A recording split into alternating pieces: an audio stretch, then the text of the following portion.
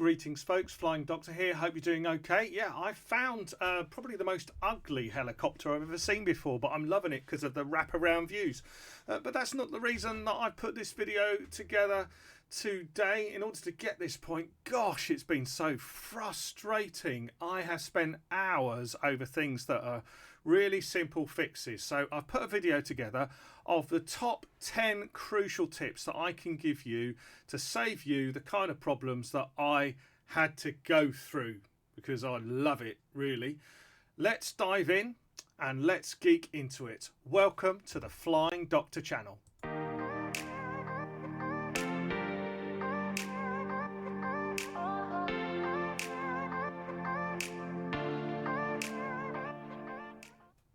So yeah, 10 things they didn't tell me before I started to pass on to you.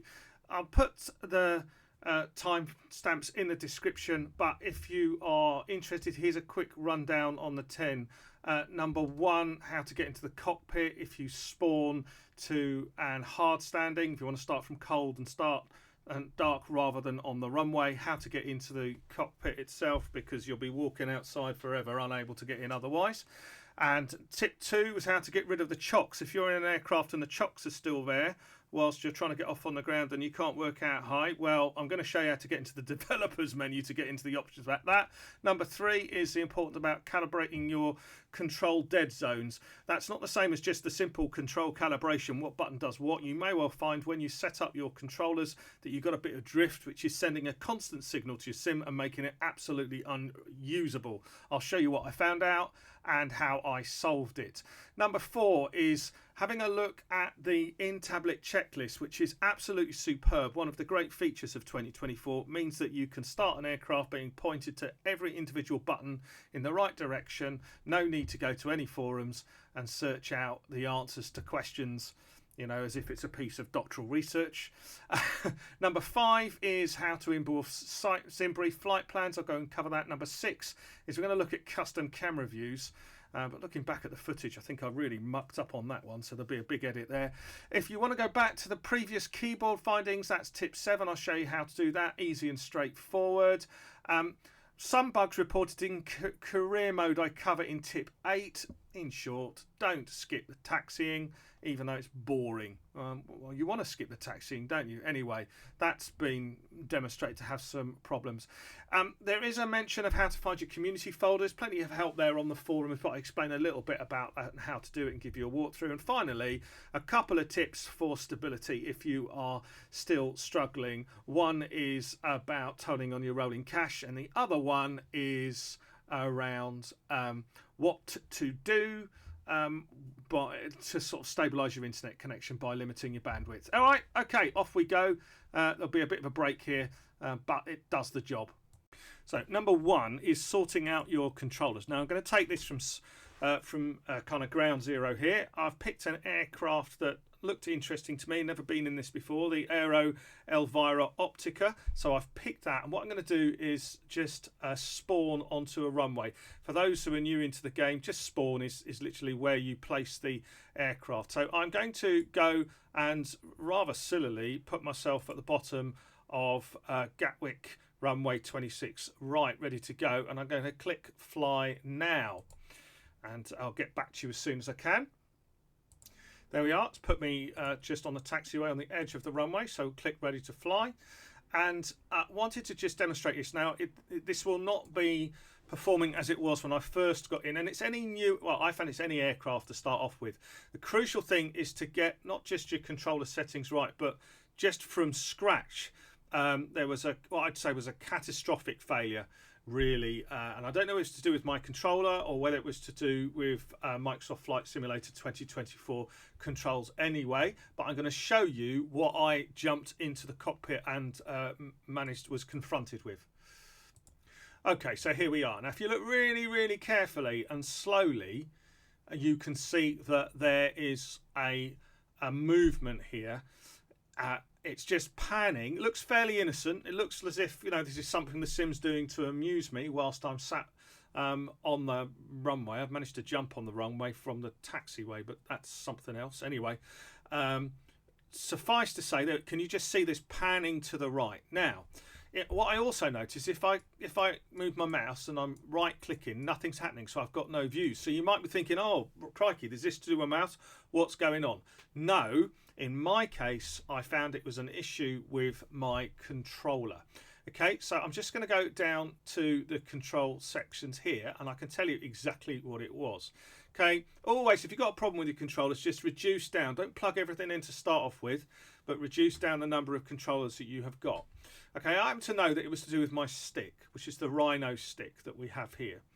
And the Rhino stick has a little joystick axis here that you can use and program for views.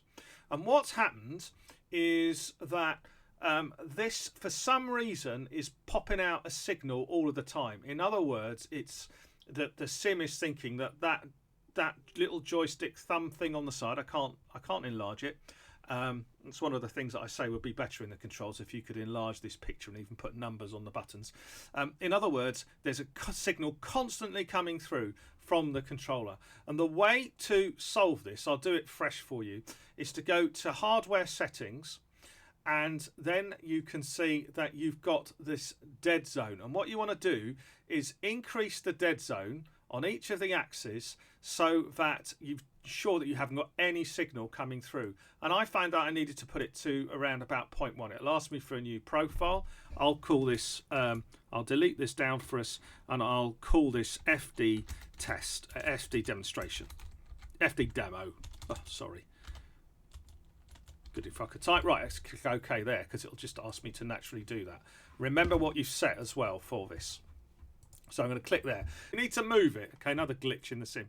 So just move this dead zone here and get to about 0.1. So you're just giving it a dead zone on each of these. Okay, and that will solve your problem for you. You'll have saved this. I noticed that I had to save to a new profile. There we go. And what you're doing is you're saying you don't want any signal coming from the controller unless it's above this threshold. And then we go back, okay, and you can see it's recorded itself as FD demo, which I typed in, okay, and back I go, and you will find that suddenly, there we are, my mouse is working. So if that were a problem for you, and that you can extrapolate that to any kind of input, if you've got a gentle input going through somewhere, it's just going to kill off anything else. Okay, that's number one. Tip number two comes if you spawn into an aircraft because you want to, say, start cold and dark somewhere. So we'll just say we want to go to this small gate here. We'll click that and we'll say fly now. And the reason that you would want to start cold and dark is, well, because you want to work through all of the startup procedures and you want to have a good look around the aircraft. So in we go now. Now, if you notice that when we spawn into this particular position, you should find it will just wake up in a second for me. I am stood right there by the aircraft. Okay, if I click ready to fly, there we are, we're having a good inspection. Hello, lovely aircraft. You can see that I've got the chocks there. I'm going to talk about those later. And I'm like, well, I can walk around here. W, D, I think, I'm still learning all this stuff. I can have a good walk around, a good inspection. But how can I get into the aircraft? Well, the answer is, and it'd be really good if you had a kind of little hint on the top here. The answer is Shift and C, and you'll jump into the aircraft. There you go. So yeah, that's tip number two, Shift and C. See, why can't it do that whilst you're outside the aircraft? That'd be really good. It's saying Control and E, engine not started. What about Shift and C for those who don't know how to get in? Shift and C to get into the aircraft. Otherwise, you'll be mightily confused. I'm going to come out again for good reason, because we're going to look at number three. Okay. Number three is when you start up, how you remove the chocks, because in this aircraft, and I've seen this happen also elsewhere, you can't actually move the aircraft when you start it up because the chocks are in the way.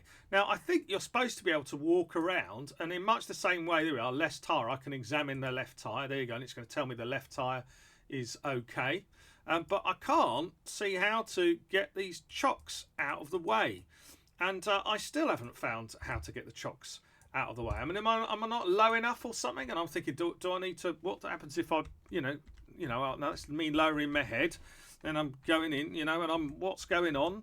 And then I've been invited to start the engines. I'm not interested in start the engines. I can't start the engines because anyway, you get my drift. So there's the issue is around how to get these chocks away.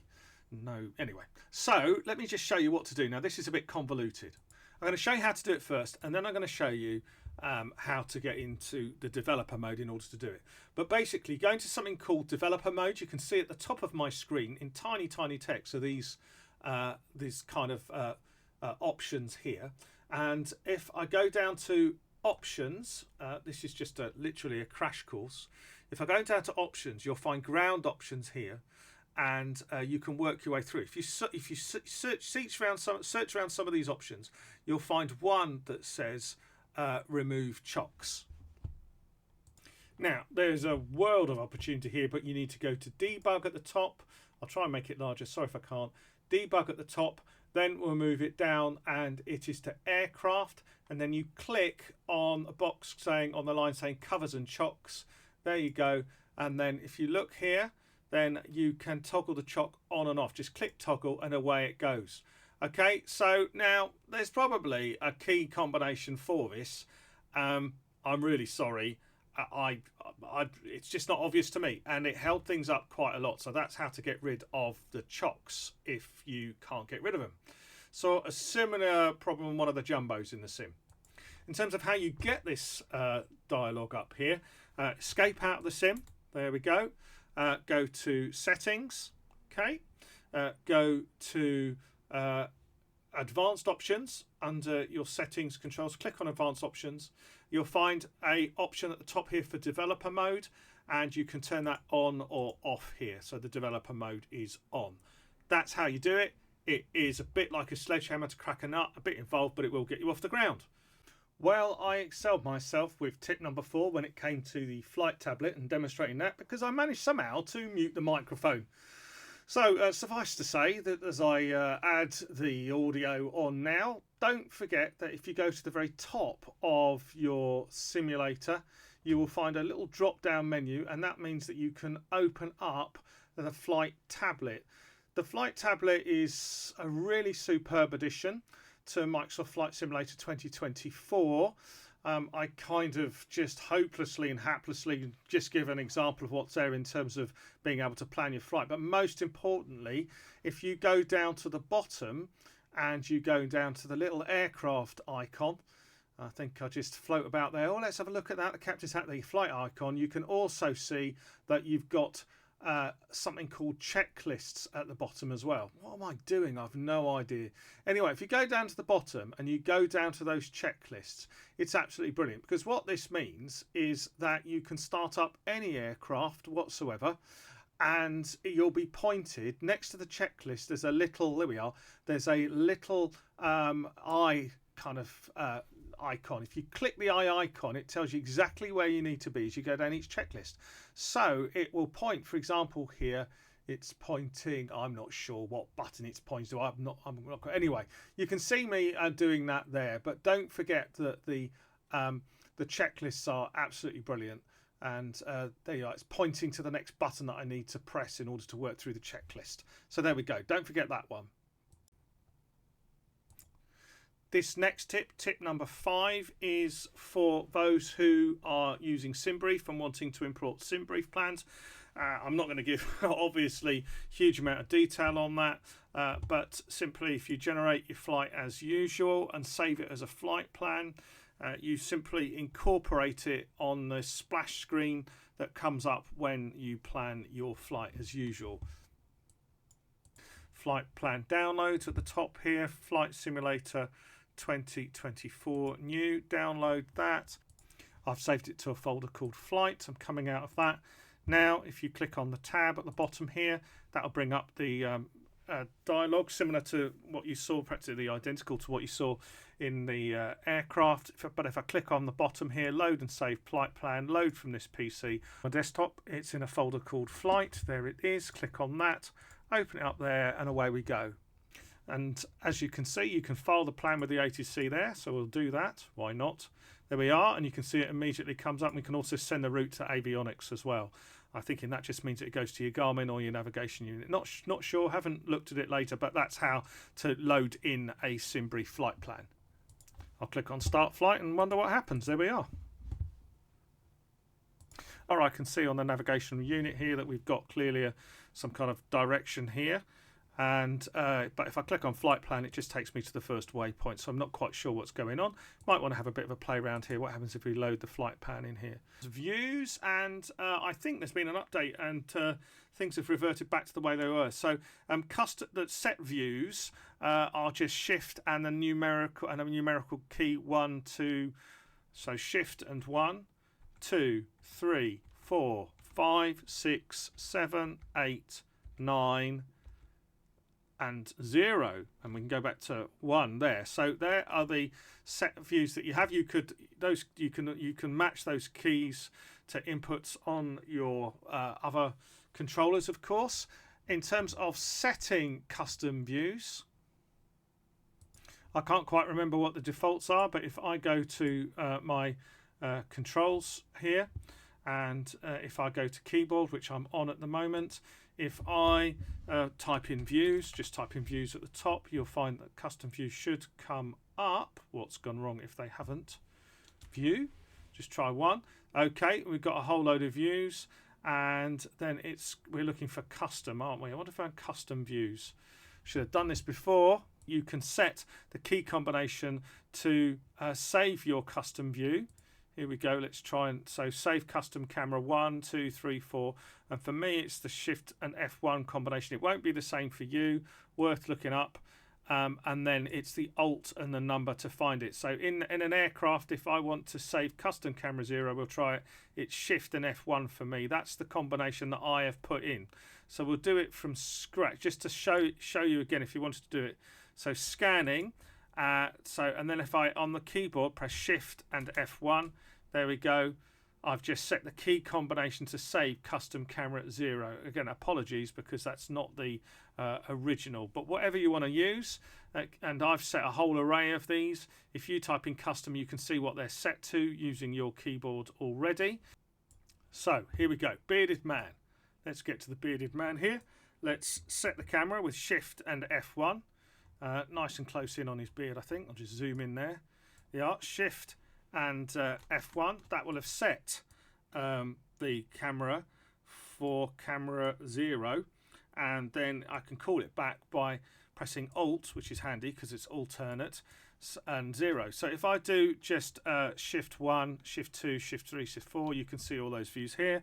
But if I do Alt and 0, hey, we've got the beard. Excellent. That wasn't hard, was it? Well, it's a classic example of what we make more complicated, what is simple. Anyway, you get the drift. Just type in custom when it comes into your control panel. Now, if, and this is tip number 7, if the keyboard binding changes are doing your head in, you can revert back to the legacy keyboard profiles in the settings here. If you just click on keyboard, if you're not on it, so I'm clicking on keyboard. Come on, click. There we go. It's going to learn the config. Now, here we go. General controls, keyboard 2024 transversal. Click along there. You see it changed to 2020. See what we did there? And that should change a whole range of settings for you. So if it really is doing your head in, you can sort that.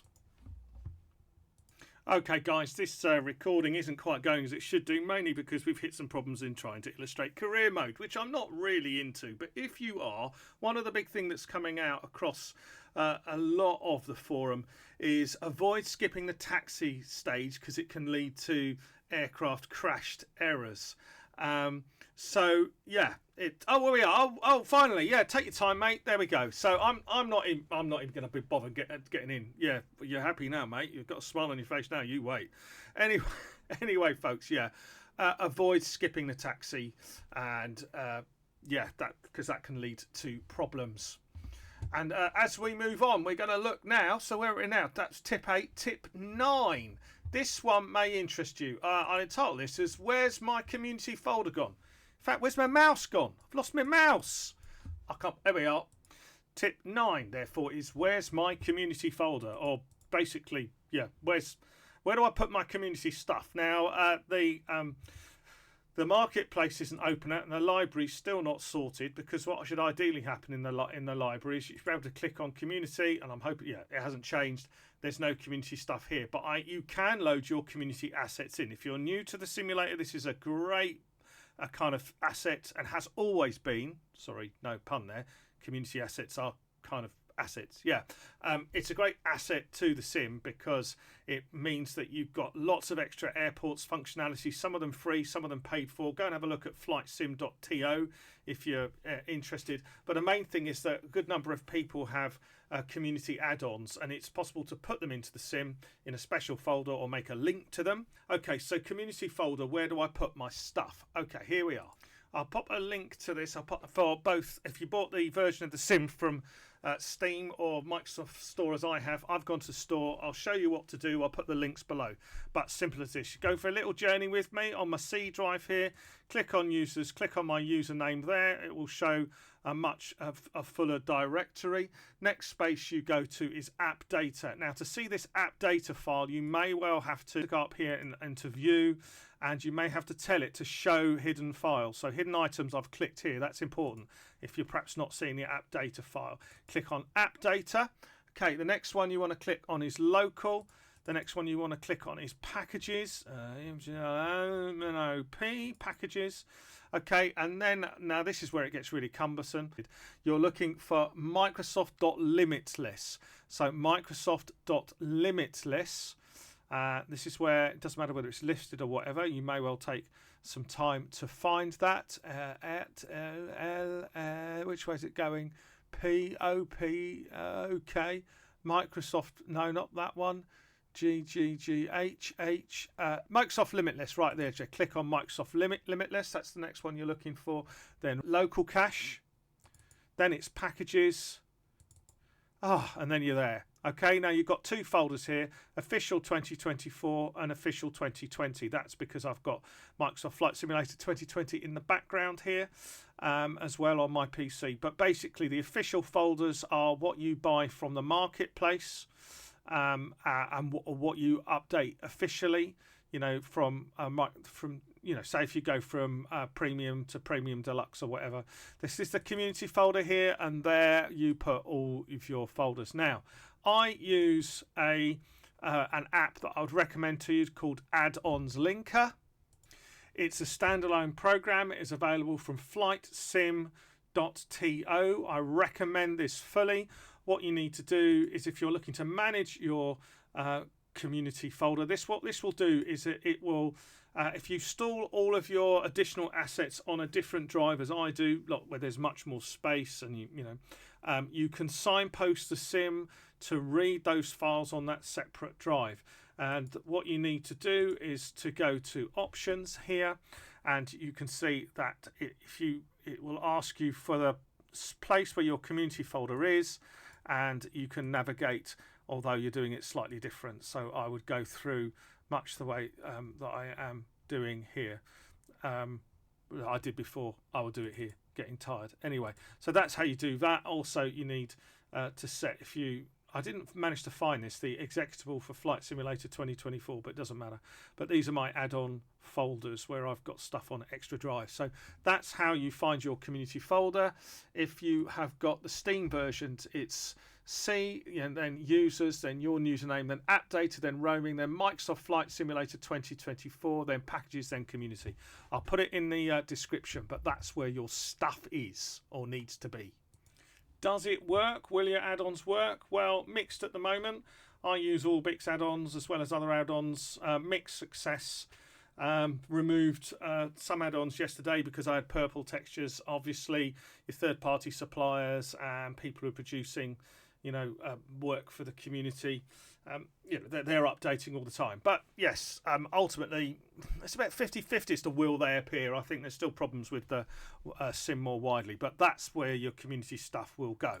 Okay, and the final hint number 10, is if you are experiencing difficulty with the loading of textures or with stability, have a play about with two settings. One is cache, which is the scenery that is stored in and ready for you to use again if you're flying around a similar airport. The second, which is new to me, is bandwidth settings. So on the main page of your flight simulator here, go to the cog at the top, which is another way of getting the general settings. Under general, you go to online. Now, photogrammetry here, this doesn't seem to make any difference with me, but if you scroll down to the bottom, you can see that here I've set a rolling cache limit of 30 gigabytes, and I've said that's the part, and you choose the path where it wants to be. I suggest it's on the same drivers where you've got your flight simulator installed if you can spare that amount of space. The second thing is just down at the bottom here, it's got data bandwidth usage limit. Now, what interests me is that you can change this. It's unlimited now, but you can actually limit it to 10 megabits per second, 20, 40 or 100. Now, I'm interested because what happens if I limit mine to 40? I know that I'm getting about 50 down at the moment, maximum. So if I change that, what impact will that have? The answer is that I'm not entirely sure. Things haven't been too bad at the moment, but I'm going to be playing with that. So that's number 10, things that you can do if your performance seems slow and you suspect that's to do with internet.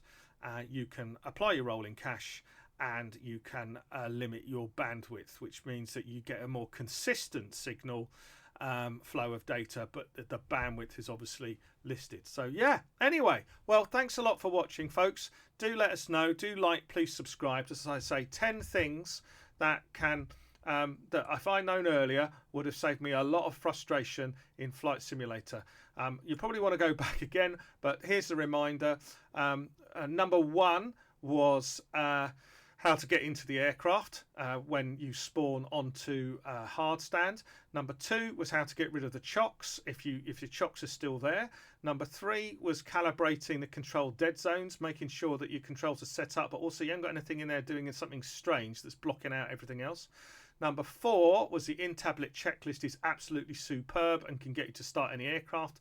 I think one of the most impressive things about Flight Simulator 2020 that I've seen.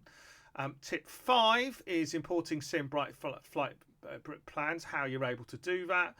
Tip 6 is custom views, which wasn't the best demonstration there, was it? But that will give you a starter. Tip 7, if you're struggling, you can change your settings to legacy keyboard bindings. And 8 is career mode. Avoid skipping the taxi, otherwise you could well find it crashing. Number 9 was where's my community folder? I've shown you that. And number 10 is these couple of last things about what you can do to improve performance. All right, take care, folks. Stay safe. Hope you enjoyed that. Please like, please subscribe.